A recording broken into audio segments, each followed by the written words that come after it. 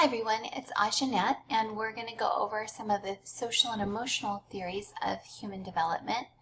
And so social and emotional is thinking about the social interactions and the emotional development of the individual.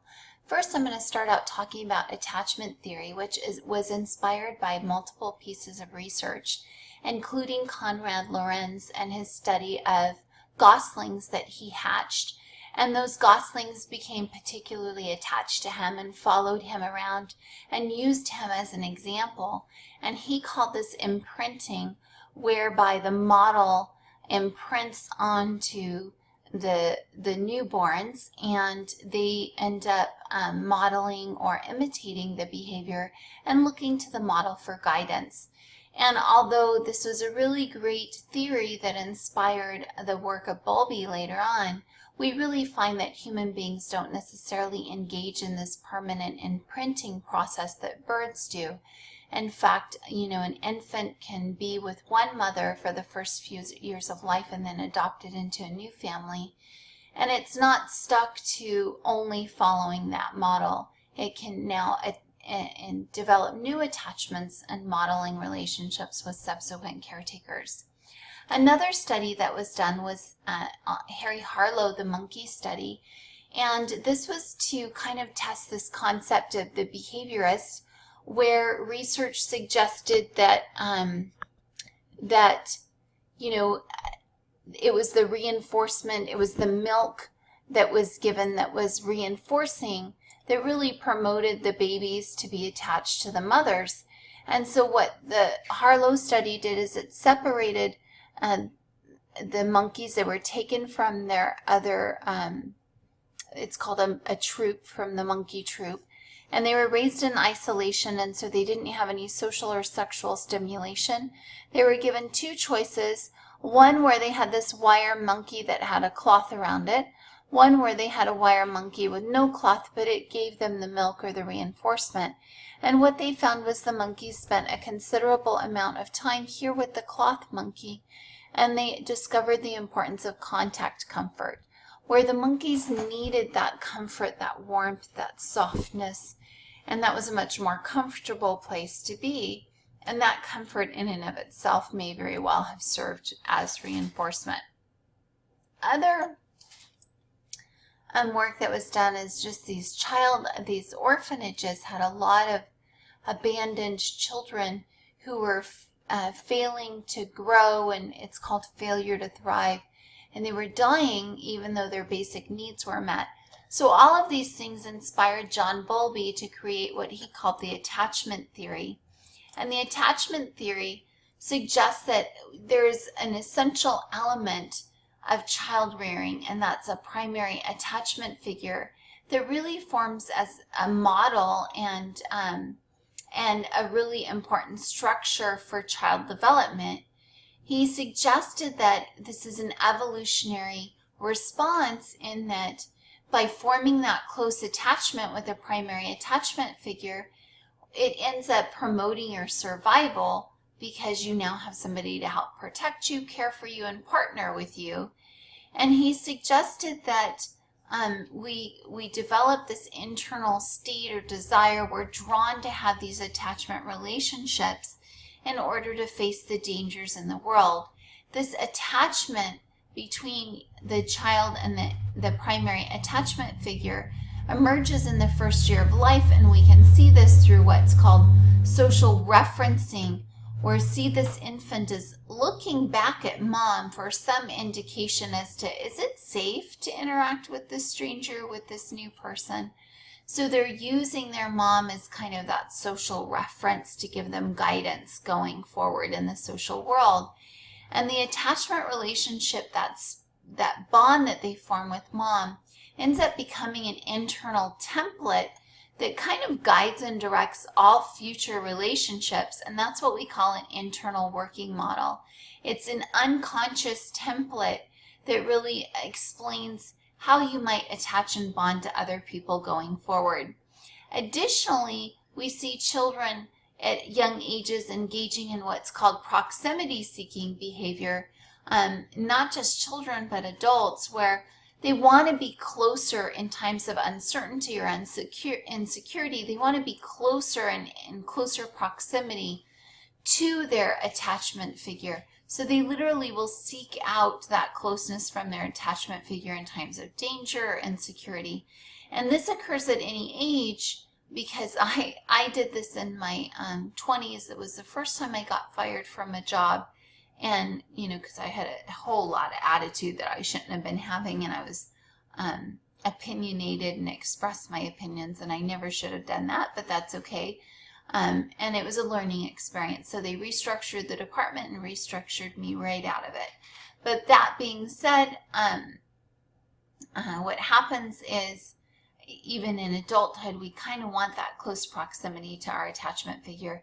When I was fired, I went directly to my mom, crawled in bed with her, and that's where I spent my time trying to make sense of the world and where my next steps and where I was going from here. Okay, so Mary Ainsworth was actually, excuse me, I'm going to just go out for just a second.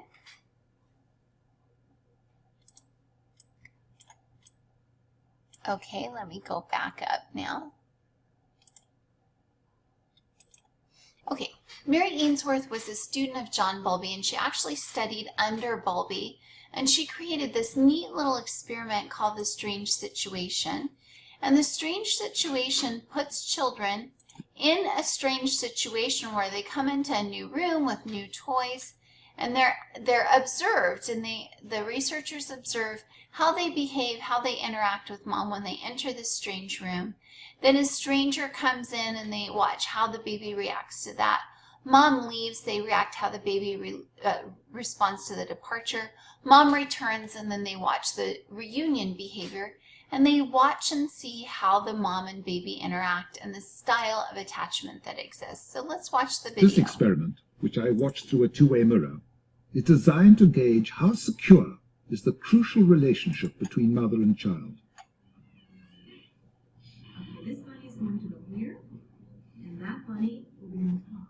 The value of the test has been established in studies that would watch a child, 1-year-old, and then follow it up and interview them about the relationships to their parents when they were 21 years old. So we're quite confident in the long-term significance of this relationship. After several minutes' play, the mother is signaled to leave the room.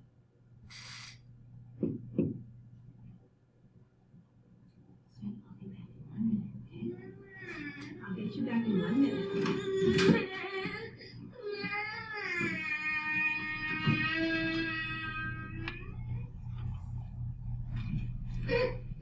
I'm stating for you. Share. I feel. But she'll survive. The key moment in the experiment is the child's reaction to her mother's return. The important clue is whether the baby's able to become calmed down by the contact with the mother and get back to play. Sometimes it takes a couple of minutes. You see, when the mother was out, she was only interested in the mother, no interest in the toys. Now she has a contact with the mother. She's beginning to show a little interest in the environment, and shortly she'll be right back with the toys where we started. So you would call this a secure one? Yes, yes. Certainly much happier. Goes to the door following her.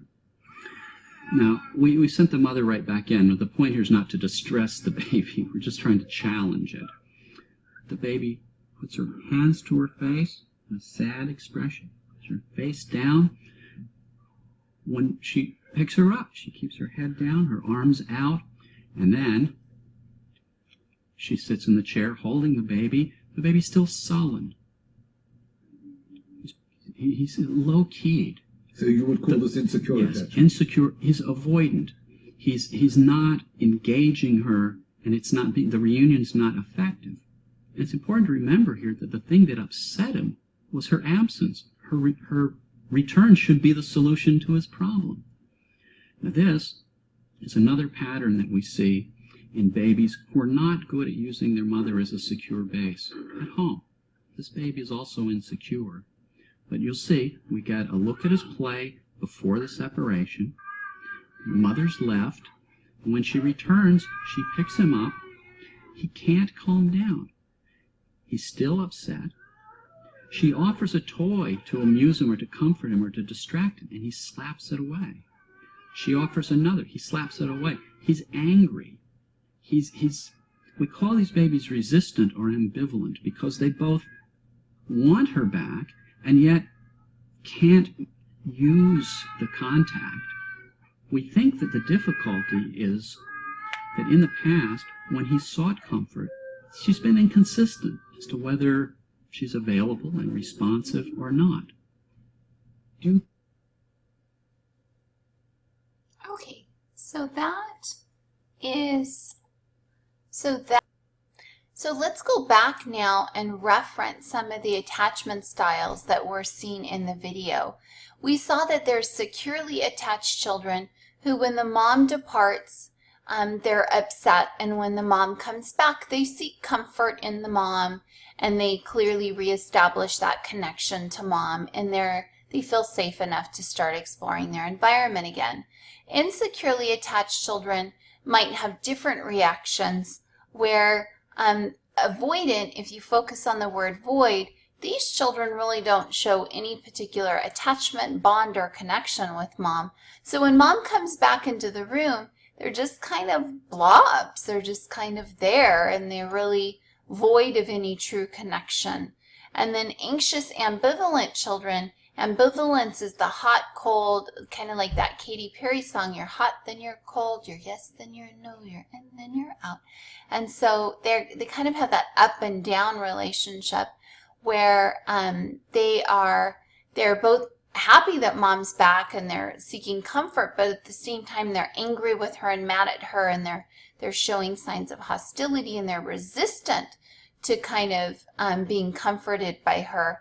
And then finally there's a disorganized pattern that doesn't fit neatly into secure, avoidant, or ambivalent attachment styles. And these children can be very chaotic, very temperamental, reactive, hostile, and maybe even self-harming, which might be indicative of other developmental challenges that come into play. And as the video mentioned, there's been research that have followed these children, and they've shown that these attachment styles continue to serve as a framework for future relationships and even into early adulthood. And you might find securely attached and kind of healthy relationships where they each have their own identities, they each have their own friends, their lives, they're kind of doing their own thing. Avoidant attachment styles might be those that are very emotionally closed off, they're guarded, they have a hard time building intimacy and connection, they don't truly share vulnerability and true attachment to one another in a healthy, functional, adaptive way. Ambivalent are going to be hot and cold, up and down relationships. I love you, I hate you, clingy, let's get back together, let's break up. Very volatile relationships. And then these attachment styles are strongly correlated with the types of attachment styles you forge into adulthood.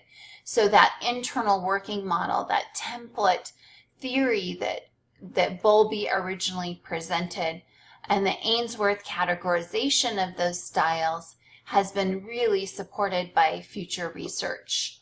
Okay, so I'm going to stop there, and then we'll come back and discuss some other important socio-emotional theories.